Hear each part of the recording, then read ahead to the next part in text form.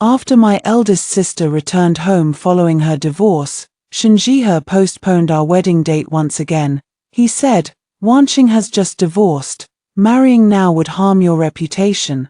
I nodded silently in agreement. This was the third time Shinjiha had delayed our wedding. The first time, he used studying abroad as an excuse to accompany my eldest sister in linen for 3 years. After my eldest sister married, he used establishing merit in the military as a pretense to guard the border for her for another 3 years. 3 years turned into another 3, and I waited from a 16-year-old maiden to a notorious old maid in the capital. This time, I refused to wait any longer. I begged my grandmother to submit my name to the palace. The Grand Princess was about to depart for Cheng'an Temple to pray for the nation's prosperity and needed to select 10 noble young ladies to accompany her. They would not be allowed to return home for 3 years after entering the temple. On the day I left, I sent a letter of annulment to the Shun family. Later, I heard that the always dignified and self-possessed Master Shun had guarded outside Cheng'an Temple for a month, begging just to see Miss Song, me, once, a tang. I'm afraid our wedding will have to be postponed again. Wanqing has just divorced and is in grief. If we marry now, she will inevitably be upset by the sight. She has been weak since childhood. If she falls ill because of this, it will harm your reputation. Through the silk curtain, I could not clearly see Shinjiha's expression, but I could distinctly hear the gentle tone in his voice when he mentioned my eldest sister. Every word was for her sake. Not the slightest consideration for the gossip and slander I would endure from another delayed wedding. All signs had been there. At today's banquet, when mother brought up my marriage, my eldest sister immediately burst into tears and insisted on returning to our hometown of Qingcheng. She said that having just divorced her husband, she could not bear to watch her younger sister marry. Seeing this, Shinjiha immediately offered to postpone the wedding until my eldest sister felt better. Although Mother Shun scolded him on the spot, and Shinjiha apologized to me, claiming it was just a joke, I knew the wedding would definitely be delayed. Clearly, I had anticipated this. Yet when Shinjiha actually said it, grief still overwhelmed me. I could not help but redden my eyes. Clutching the wedding dress in my hands tightly, not receiving a reply for a long time, Shinjiha grew anxious. "Atang, what do you think? What could I do?" His decisions were never mine to change. But why should I keep giving in, waiting 3 years after another 3, suppressing the grievance in my heart? I asked him, "What if I refuse? The divorce between my eldest sister and brother-in-law is not my fault. Why should I bear the consequences?" Shinjiha's tone suddenly turned harsh. "Song Tang, Wanqing is your eldest sister. How can you disregard sisterhood and insist on upsetting her at a time like this? If you insist on being unreasonable, I will have to invite 2 palace matrons to teach you proper conduct. With such a narrow mind, how are you fit to be the mistress of the Shun family?" I smiled bitterly, and finally, large tears fell, staining the red wedding dress in spreading blotches. Having the husband's family send matrons to discipline a bride before the wedding if word got out, I would have no place to stand in the capital. The world was so harsh to women. Others would not blame Shinjiha. Instead, they would suspect I lacked virtue, slandering and gossiping about me freely. Shinjiha was trying to ruin my reputation, driving me to despair. Sniffling and choking, I said, "Very well, postpone it then." Relieved to get the answer he wanted, Shinjiha sighed, "That's for the best. I knew you were the most sensible." Atang, too. After Shinjiha left, I casually threw the wedding dress on the ground. Seeing this, LVLU exclaimed, "Miss, you spent 6 whole years embroidering this dress. How can you throw it away so casually?"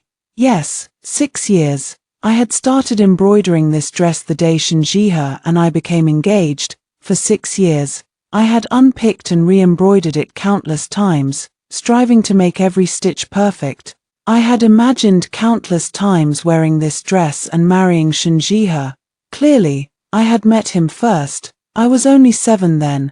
Father was a low-ranking official with a meager salary, struggling to cover the family's expenses and buy various tonics for my eldest sister. I had begged father for a long time to buy me a rabbit lantern for the Mid-Autumn Festival. When my eldest sister saw it, she cried and fussed, demanding I give it to her, because she had been weak since childhood. Everyone in the family indulged her, giving her whatever she wanted. All my life, I had to yield to her everything she set her eyes on, but I had longed for that lantern so badly. I could not bear to give it up. Father and mother persuaded me for a long time, but I still refused. Clutching the lantern tightly, mother grew angry, slapping me hard before snatching the lantern and giving it to my eldest sister. The slap was not too forceful, but it hurt deeply. I cried all night, and the next day, feeling wronged, I ran away from home, wandering farther and farther. I got lost. At my most helpless moment, I met Shinjiha. He gently wiped my tears, patiently listened to my complaints, and then bought me 10 rabbit lanterns. At first, he always protected me. Whatever my eldest sister had, he would give me double. Whatever she did not have, he would buy for me. When everyone else favored my eldest sister, he would stand firmly in front of me to defend me.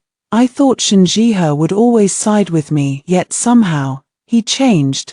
Like father and mother, he frowned and said to me, "Atang, Wanqing is weak. You must let her have her way more. She is your elder sister. Taking care of her is your duty." When we were about to marry, my eldest sister was sent to Linen to recover from her illness. Upon hearing the news, Shinjiha did not hesitate to postpone our wedding. He said he would go to Linen to study, asking me to wait for him for 3 years. Everyone praised him for his ambition and eagerness to learn. Only I knew he was going to accompany my eldest sister. Later, my eldest sister met her husband, and after they married, Shinjiha brought up our wedding again. Atang, now that Wanqing is married, I can finally rest assured. Let's get married. Overjoyed, I thought he had truly let go. I happily prepared for the wedding, waiting for the day I would become Mrs. Shun. But an imperial edict arrived, ordering my brother-in-law to take my eldest sister to the border. The night before they left, Shinjiha sat outside my door for a long time. Finally, at dawn, he made his decision. He would go to the border with them. So he postponed our wedding for the second time and stayed there for another 3 years. Once, I thought that as long as I worked hard enough and waited long enough, I would eventually see the day when Shinjiha completely let go of my eldest sister. But reality proved me wrong. Fortunately, it was not too late. I still had a chance to turn back. 3. Atang, are you truly certain? Once you go to Cheng'an Temple, you cannot return home for 2 years. I nodded solemnly. Grandmother, I have thought it through clearly. Shinjiha said he wanted to postpone the wedding, and who knew how long I would have to wait, perhaps another 3 years. Having my wedding postponed by my fiancé's family 3 times, I could easily imagine the mockery outside. Rather than enduring such cold words and sarcasm here, I would rather go to Cheng'an Temple to accompany the Grand Princess in praying for the nation. At the very least, I could find peace and quiet. Grandmother sighed, trying to persuade me. Atang, why are you making this so hard on yourself? I've heard about the Shun boy postponing the wedding. Don't worry, grandmother will go to the Shun family right away to demand an explanation for you. I quickly stopped her. I knew that if grandmother intervened, father and mother Shun would give her face and force Shinjiha to marry me immediately. But if I married Shinjiha through such means, he would surely resent me. Living a married life filled with resentment would be worse than practicing Buddhism in the temple in peace and freedom. Life in the temple was dull and ascetic, so few noble young ladies were willing to go. I was successfully selected and stayed. Once I was certain I would go, I stayed in my room every day reading Buddhist scriptures, not going to see Shinjiha for an entire month. Perhaps after comforting my eldest sister, Shinjiha finally remembered me. One afternoon, he came to visit me with cloud cake. There was a hint of grievance in his voice. "Atang, why haven't you come to see me lately?" Only then did I realize we had not met for a month. Once. I thought a day apart felt like 3 autumns, but now I understood. No one was indispensable to anyone. I glanced up at him, then turned my gaze elsewhere. "Did you not tell me not to come looking for you?" Shun Jihe froze, finally recalling the words he had said that day. I had never been able to let go of Shun Jihe postponing our wedding 3 times for my eldest sister. The day after the banquet, I went to Guangyuan Tower to find him. At that time, he was accompanying my eldest sister to choose hairpins. Seeing me, he frowned, his tone full of impatience. "Song Tang, if you have nothing to do, stop coming to me. You are really annoying." Shun Jihe's expression suddenly darkened. He finally realized how hurtful his words had been. No wonder Atang had not come to see him these days. He blamed himself for speaking impulsively out of anger that day. But Atang was soft-hearted and easy to coax. As long as he was willing to apologize, he could always win her back. "Atang, I only said that casually, don't take it to heart. Once Wanqing feels better, I will marry you in style." I lowered my eyes to the Buddhist scriptures in my hands. If my eldest sister never felt better, would he never marry me? I hummed in response. But in the end, I did not ask that question aloud, for, on the 9th day of the 9th lunar month, the double 9th festival, the Left Chancellor's wife hosted a feast, inviting ladies and young misses from various noble families. I had no desire to attend, but Mother insisted on taking me along. Wanqing is weak, and I might overlook something if I take care of her alone. "Atang, come with me," perhaps because I was leaving this family soon. I mustered up the courage to retort, "If she's weak, she shouldn't go at all." Upon hearing this, my eldest sister burst into tears. I know third sister thinks I'm a disgrace, but as a divorced woman, where else can I go but back to my maiden home? "Do you dislike me so much that you want to drive me to death?" I scoffed. Eldest sister spends her days either at poetry gatherings or boating on the lake. She looks healthier than I am. Why must I? Before I could finish, Shun Jihe slapped me hard. The crisp sound echoed, leaving a red palm print on my left cheek. I stumbled back, grabbing the edge of a nearby table to steady myself. The pain brought tears to my eyes instantly. Through blurred vision, I saw anger clouding Shun Jihe's eyes. Yet his voice remained calm. "Song Tang, do you want to drive your eldest sister to death? Starting the day after tomorrow, matrons will be sent to the Song mansion to teach you proper conduct and temper your arrogance. I will reconsider our marriage only when you have learned your place." I clung tightly to the table leg. Who was really trying to drive whom to death? The next day, I arrived at the Left Chancellor's mansion with a slightly swollen cheek.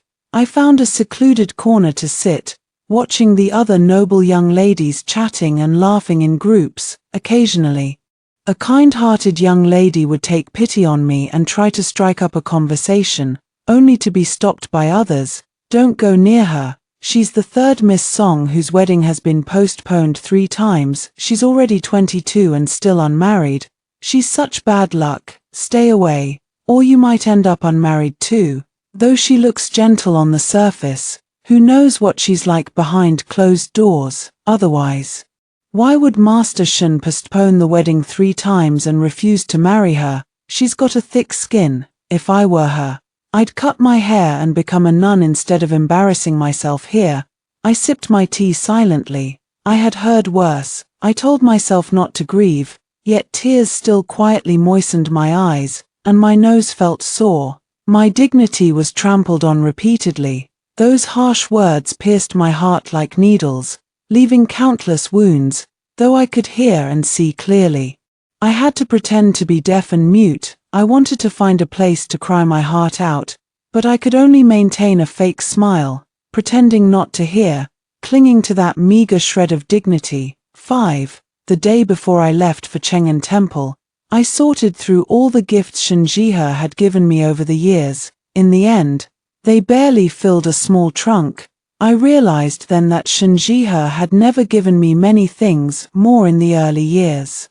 but later only a perfunctory gift when he needed to coax me. The gifts grew more valuable, yet his affection became more insincere. His heart had long belonged to my eldest sister. While I continued to deceive myself, unable to let go, I took the trunk to the Shen mansion to find Shenjihe, and by chance, overheard his conversation with a friend. Minister of Revenue Ju asked, "Brother Shen, are you really going to annul the engagement?" My heart tightened. I gripped the trunk tightly, holding my breath, anxiously waiting for Shenjihe's reply.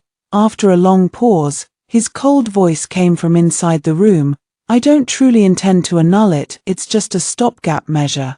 Divine Physician Zheng once owed the Shen family a favor. He's eccentric and will only treat members of the Shen family. Only if Wanqing marries me will Divine Physician Zheng agree to treat her. What about third Miss Song? Aren't you afraid she'll make a fuss? She's waited 6 years, how could she be willing to give up her position as your legal wife?" Shenjihe chuckled. "It's nothing. A few soft words will be enough to coax her. Once Wanqing enters the mansion, I will marry a Tang as a secondary wife with the same ceremony as a legal wife. After the wedding, she will manage the household finances. This is no different from being a legal wife." No different. What a ridiculous lie. A secondary wife might sound honorable, but in reality, she was still a concubine. How dare Shenjihe ask me to be his concubine?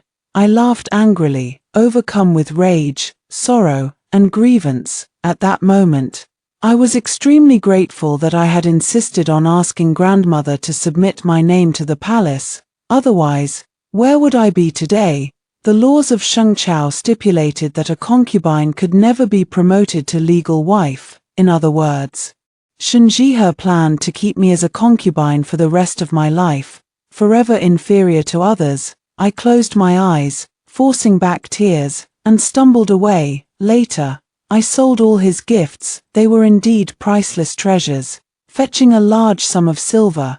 This money would be my compensation. 6. The 10th day of the 10th lunar month was the day I left home for Chang'an Temple.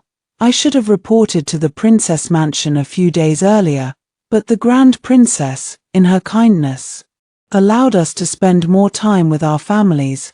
As I carried my luggage and was about to board the carriage, Mother asked unhappily, "Song Tang, your eldest sister is still ill. Where are you going?" I replied calmly, "I'm going to stay at Chang'an Temple for a while." Mother's expression softened. "It's kind of you to pray for your eldest sister at the temple. Go and return soon." I smiled without explaining, not telling her I would not be back for 3 years. The carriage rumbled toward the city gate with the clip-clop of horse hooves, passing the Shen mansion. I told the coachman to stop and took a box to find Shenjihe. Inside were Shenjihe's engagement token and my letter of annulment. Though Mother Shen disliked me, she would never allow Shenjihe to annul our engagement to marry my divorced eldest sister. Moreover, I had waited 6 years for him. If he proposed the annulment, he would be accused of ingratitude, which would ruin his official career. Thus, the Shen family would not let Shenjihe end the engagement, so I had to do it myself. I was willing to fulfill their wish. I waited at the Shen mansion for a long time, but Shenjihe did not appear. Finally, his personal bodyguard looked embarrassed and told me, "Miss Song, my lord is not at home. Perhaps you could come back another day." There would be no other day. If I missed today, I would have to wait 3 years. I shook my head, insisting he tell me where Shenjihe was. The bodyguard hesitated, seemingly reluctant to speak. My lord is with Miss Song the Elder at Rui Pavilion."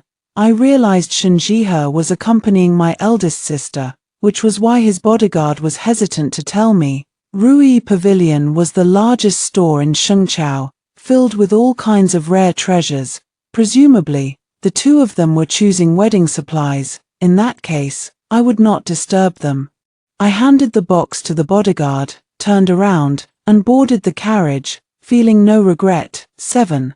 As the carriage passed Rui Pavilion, it was stopped. I frowned and lifted the curtain. Sure enough, it was my eldest sister and Shenjihe, both wore moon-white robes, standing side by side.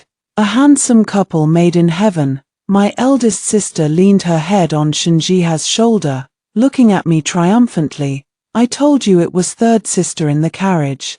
Shinjiha looked at her fondly. Wanqing is truly clever. When he turned to me, his expression returned to its usual coldness. Atang, where are you going? I concealed my emotions and replied, Cheng'an Temple. Shinjiha was slightly stunned. You've never believed in gods or Buddhas, why the sudden change of heart? No matter. Reading Buddhist scriptures will help temper your temperament, so you won't shame the Shen family when you marry in. I did not answer. I silently lowered the curtain and urged the coachman to leave, leaving them behind. From now on, we would go our separate ways. Shinjiha and I would share no more fate in this life. 8. The Grand Princess loved peace and quiet.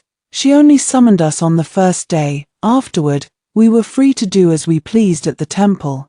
Compared to life at the Song Mansion, I was happy here. I no longer had to carefully curry favor with father and mother, grovel before my eldest sister, or feel anxious and depressed over Shinjiha. Every day, I read and copied Buddhist scriptures, living a peaceful and leisurely life until Prince Huaiyan, Jiyu Shanxing, came to visit the Grand Princess and asked specifically to see me. I had long heard of Prince Huaiyan, though he was of noble birth. He disliked studying and refused to enter the court, spending his days traveling and neglecting his duties. Yet the emperor doted on this nephew immensely. I went to see Jiyu Shanxing with a nervous heart. As rumored, he was extremely handsome, tall and slender with a clear, gentle face. Upon seeing me, Jiyu Shanxing looked me up and down, a faint smile tugging at his lips. Miss Atang, I just beat Shinjiha outside the temple. My mouth fell open, and I stared at him in surprise. I had imagined many possibilities before coming, but never expected it to be about Shinjiha. I wondered what Shinjiha had done to offend Prince Huaiyan, who was known for never tolerating the slightest grievance. What did Jiyu Shanxing mean by this? Had beating Shinjiha not been enough, and now he wanted to beat me too? Since I was his fiancé, I cursed silently. Over the years as Shinjiha's fiancé, I had endured countless hardships without any happiness, and now I was going to be dragged into this. Seeing I did not respond, Jiyu Shanxing repeated his words. I just beat Shinjiha outside the temple. My heart sank. It seemed Prince Huaiyan was truly angry. I cautiously ventured, I wonder what Master Shen did to offend your highness, prompting you to take action personally. Jiyu Shanxing chuckled. He was making a scene outside the temple, shouting and demanding to see you. I found him annoying and couldn't help but hit him. I was astonished. I never thought it would be because of me. Logically, he should have been happy that I had voluntarily stepped aside to fulfill his wish with my eldest sister. Why had he chased me to Cheng'an Temple and made such a fuss to see me? Could it be that my letter of annulment was not clear enough? The temple was a place of tranquility, not to be disturbed. Regardless of the reason, this matter had arisen because of me. I needed to go talk to Shinjiha and clarify everything. 9. The moment he saw me, Shinjiha's eyes reddened. Atang, did you hear what I said that day? Why didn't you tell me you were coming to Cheng'an Temple to pray with the Grand Princess? I'm only marrying Wanqing to cure her illness. You're the one I love, the wife I've chosen. I'll beg the Emperor to let the Grand Princess send you home. Once you're back, we'll marry at once. I looked at him with a half smile and asked softly, and then, demote me from wife to concubine, and marry me as a secondary wife with the ceremony of a legal wife. A look of confusion crossed Shinjiha's face. So is this why you want to annul the engagement? You'd rather spend 2 years in the temple than marry me? Atang, everyone in Shengqiao knows you love me. No other man will marry you. Though you'll be a secondary wife, I'll keep my promise. 3 matchmakers, 6 etiquette messengers, and a wedding procession stretching 10 miles. Wanqing is weak. So you'll manage the household after the wedding. When you have children, I'll let you raise them personally. and register them under Wanqing's name to give them legitimate status. I swear, once Wanqing passes away, I'll spend the rest of my life with you and the children. No other women will ever be in my life. Shen Jihe's tone made it sound like he was bestowing a great favor. Just because I loved him, he thought he could trample on my sincere feelings. But I'd rather spend my whole life in the temple than marry him. Wasting decades on such a man, how tragic. Master Shen, do you know how old I am? He froze, seemingly unprepared for the question. After thinking for a moment, he replied, 22. I looked at him, tears welling in my eyes. Is there any unmarried young lady older than me in Yang City? Do you really not know how much gossip I've endured from 3 postponed weddings? Have you never heard what people say about me behind my back? Shen Jihe's face turned ashen. He had heard those hurtful words, he just never cared, nor had he ever defended me. Now that he thought about it, even he found them harsh, let alone the person they were directed at. He closed his eyes, his voice trembling. I'm sorry, I thought you wouldn't care about those words. How could I not care? I just had no one to stand up for me, so I dared not care. 10. His expression sorrowful. He stepped forward and grabbed my hand. Atang, we won't annul the engagement. I won't marry Wanqing. I pulled my hand back coldly. Master Shen, I've already given you the letter of annulment. I wish you and my eldest sister a long and happy life together.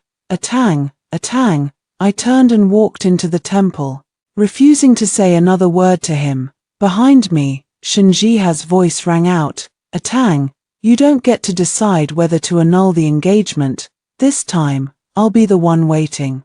In 3 years, I will marry you as my legal wife. I paused for a moment, but in the end, I didn't tell him I had written 2 copies of the annulment letter, one for him, and the other for Mother Shen. Though father's official career had flourished over the years, elevating the Song family's status in Yang City, we were still far from being accepted by these long-established noble clans. Mother Shen had never liked me, thinking I was unworthy of Shen Jihe. Now that there was a chance to annul the engagement, she would never let it slip. In her eyes, Shen Jihe was even worthy of marrying a princess. If it hadn't been for her son's earnest pleas back then, she would never have agreed to our engagement. Her dislike for me is why she had allowed Shen Jihe to postpone the wedding 3 times. Such a ridiculous act. Now, with a chance to get rid of me without damaging her son's reputation, she would surely seize it tightly. 3 months after the annulment, Shen Jihe got married. His bride was not my eldest sister, but Princess Changle. I had long expected this. Mother Shen would never let a divorced woman be the mistress of the Shen family. I heard that on his wedding day, Shen Jihe got dead drunk, muttering a tang over and over again. People who knew our past sent me this news, hoping to see me make a fool of myself. But after hearing it, I just laughed it off. We had already annulled the engagement. Shen Jihe's life had nothing to do with me anymore. 11. After Shen Jihe's marriage, Mother and my eldest sister came to Cheng'an Temple to burn incense and specifically asked to see me. It had been days since we'd met, and my eldest sister looked much haggard. It seemed failing to marry Shen Jihe had dealt her a heavy blow. I had never understood why, as blood sisters, she insisted on making things difficult for me at every turn. Wanting to take everything I had, now, after scheming so hard, she had only paved the way for someone else. I wondered if she felt even a hint of regret.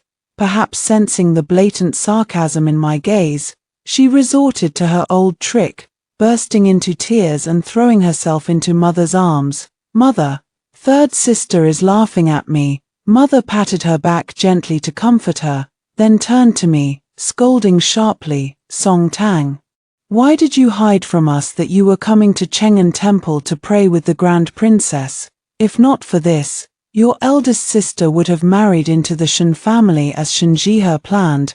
My heart was filled with bitterness as I asked. He wanted to demote me to concubine and ruin my reputation. Was I not allowed to plan for myself? Mother glared at me, her face ugly. It's a secondary wife, not a concubine. I stared at her intently. A secondary wife is just a senior concubine, only nicer to say aloud. So what if she's a concubine? If your eldest sister were the mistress of the Shen family, would she harm you? Besides, if you two sisters marry the same man, you can take care of her. I laughed angrily. Then why don't you divorce father and marry into the same family as my eldest sister, perhaps to a father and son? That way, you can take care of her at all times and save her from being bullied by her mother-in-law.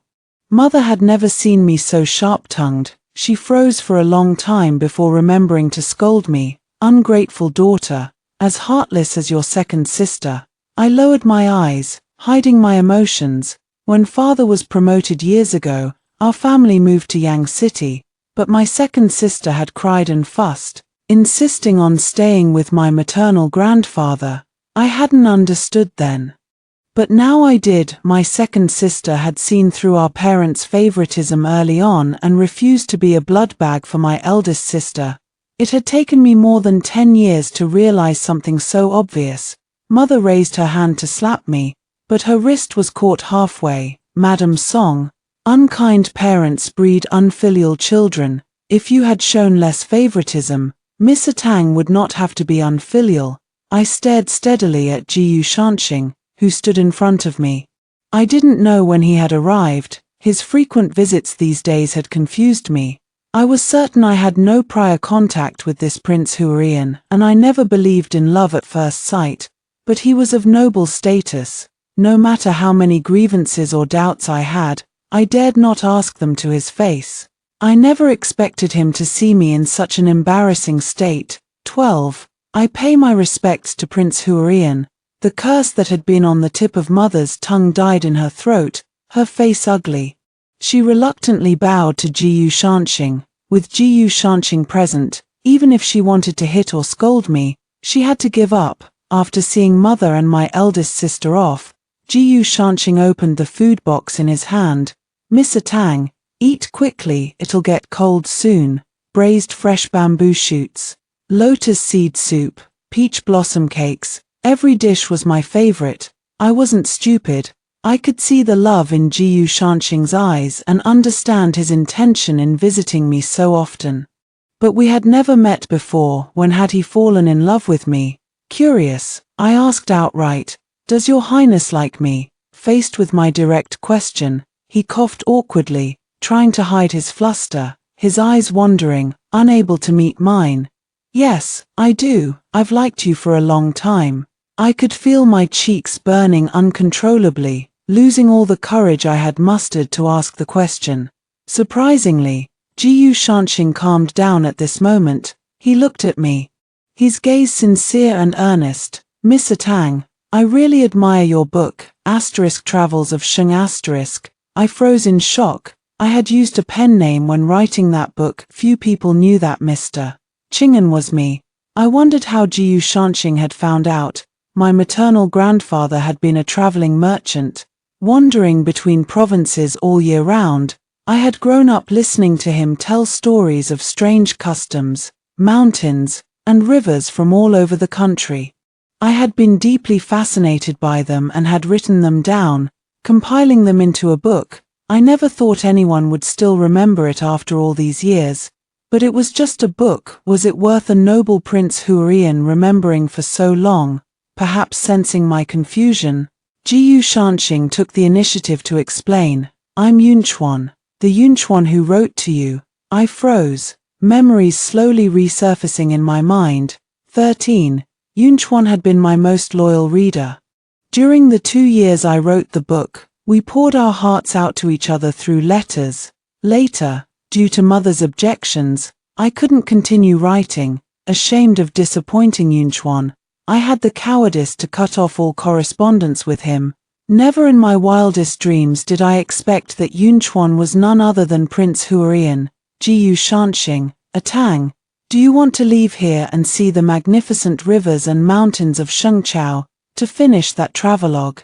I stared at him in a daze. Of course I did. It had always been a regret of mine that I never got to see the desert sand, the misty rain of Jiangnan, or the scenery of Lingnan that my maternal grandfather had spoken of.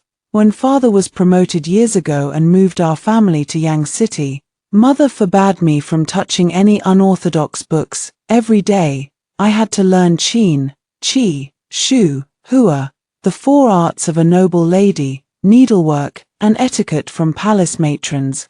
Gradually, I almost forgot I had ever written that book. I once mentioned this to Shinjihe. Back then, he frowned and said, "What kind of proper conduct is it for a woman to wander the mountains and rivers instead of staying at home to support her husband and educate her children?" Song Tang, the Shin family needs a virtuous, dignified mistress. Don't let me hear you say such things again. I had thought I would be trapped in the inner chambers for the rest of my life, yet Jiyu Shanxing had given me hope. I looked at him with anticipation and asked, "Can I really do that?" "Of course you can." His eyes sparkled with sincerity and earnestness. "Wait for me, Atang. I'll go report to Uncle Emperor and the Grand Princess right away. From now on, I'll take you wherever you want to go." Jiyu Shanxing almost rushed out of my courtyard in ecstasy. 3 days later, an imperial edict shocked the entire Yang City. The emperor personally decreed a marriage between me and Jiyu Shanxing, conferring upon me the title of Princess Huarian. 14. When I returned to the Song mansion to await my wedding, Shinjihe came to see me. He looked haggard, a far cry from the bright and virtuous master Shin of the past. "Atang, are you well?" I frowned and stepped back, keeping a distance from him. "Now that I'm away from you, I've never been better." He hung his head and offered a wooden box, looking pitiful. "Atang, a wedding gift for you." Inside were pearls. I remembered when I was 19, walking with Shinjihe in the market. He had bought a box of pearls. At that time, I thought they were for me, and happily described how beautiful they would look inlaid on my wedding phoenix crown. He calmly interrupted me. "Atang, these pearls aren't for you. They're for Wanqing as part of her dowry. After all these years." He was giving me a box of pearls, but everything had changed. "No need." I pointed to the phoenix crown that the Prince Huiyan mansion had just delivered. It was inlaid with 16 pearls, each round, crystal clear, and dazzling. Shinjihe followed my gaze, and his face instantly paled. The wooden box in his hand fell to the ground, spilling pearls all over the floor. He looked at me in agony. In the end, I was one step too late. "Atang, is there no longer any possibility for us?" I nodded. "No possibility." Rushing over to me, only to be stopped by father. The look in his eyes as he stared at me was filled with guilt and remorse. Today, he finally acted like a father, but I no longer needed one. I lowered the curtain, blocking their view. Behind us, Shinjihe's heart-wrenching voice echoed, "Atang, Atang, Atang." I was wrong. Shinjihe stumbled after us. Jiyu Shanxing urged the coachman to speed up and leave. I poked him amusedly, jealous. He's long gone from my heart. Jiyu Shanxing rested his head on my shoulder and nuzzled gently. "Of course I trust Atang. I just don't want you to see him, not even for a glance." I smiled and snuggled into Jiyu Shanxing's arms. "All right, from now on, you're the only one I'll look at." 16. The northern border's scenery was vastly different from that of the south. Endless grasslands stretched to the horizon, and the wind carried the faint smell of horse manure and wild flowers. Jiyu Shanxing kept his promise. He took me to see the desert sand that my grandfather had described, where the golden dunes shifted with the wind, and the sunset painted the sky in fiery hues. We wandered through the misty rain of Jiangnan, where ancient bridges crossed clear rivers and willow branches danced in the breeze. We tasted the sweet fruits of Lingnan, picked tea leaves on mist-shrouded mountains, and listened to the local people's stories. Along the way, I picked up my brush again. Continuing to write travels of Xing *, Jiyu Shanxing would always sit beside me, quietly reading my drafts, and whenever I got stuck, he would tell me about the places he had visited, sharing details that even my grandfather hadn't mentioned. One evening, as we sat by a campfire on the grasslands, Jiyu Shanxing took my hand and said, "Atang, do you know why I fell in love with you?" I shook my head. "Because of your words," he smiled softly, "in your book." I saw a world beyond the palace walls and court intrigues, a world full of freedom and wonder. Your writing is warm, sincere, and full of curiosity about life. I thought, anyone who can write such words must be a kind and wonderful person. When I finally found out that Mr. Chingan was you, I knew I had to find you. Tears welled up in my eyes. All those years of waiting, grievance, and self-doubt vanished in that moment. I leaned my head on his shoulder, listening to the wind rustle through the grass. 17. 3 years later, we returned to Yang City. By then, I had finished the revised and expanded version of Asterisk Travels of Sheng Asterisk, which was published and became a sensation across the country. People praised the book for its vivid descriptions and profound insights, and many young men and women were inspired by it to travel and explore the world. One day, I heard news from my hometown. My father had passed away from illness, and mother and eldest sister were struggling to survive. My eldest sister had tried to remarry, but no one was willing to marry a woman with such a disgraced family background. In the end, she had to work as a maid for a local squire's family, enduring daily hardships and scolding. I didn't go back. The love and kinship we once had long been worn away by their years of favoritism and cruelty. I sent them a sum of silver through a messenger. That was the last thing I could do for them. As for Shen Jihe, I heard he had become a peddler, wandering the streets of Qingcheng. He had lost everything, his family, his status, his pride. Sometimes, when I thought of him, I felt no hatred, only a faint sense of melancholy. We had loved, we had hurt, and we had finally gone our separate ways. 18. Jiyu Shanxing and I never had any children, but we didn't mind. We traveled the country together, collecting stories, helping those in need, and living a free and happy life. Every year, when the peach blossoms bloomed in Jiangnan, we would go back to the small town where we had first wandered together, drinking tea by the river and watching the sunset. Once, an old friend asked me if I ever regretted waiting 6 years for Shen Jihe. I shook my head and smiled. No, those 6 years taught me what I don't want, and made me cherish what I have now. If I hadn't gone through that, I might never have met Jiyu Shanxing, and never have lived such a fulfilling life. Life is like a long journey. Sometimes, we get lost, we wait in vain, we feel heartache, but as long as we have the courage to let go and move forward, we will eventually find the path that belongs to us, and the person who will walk with us for the rest of our lives. For me, that person is Jiyu Shanxing. And that path is the one we walk together, hand in hand, under the blue sky and white clouds, with the wind carrying the fragrance of flowers and the promise of endless adventures.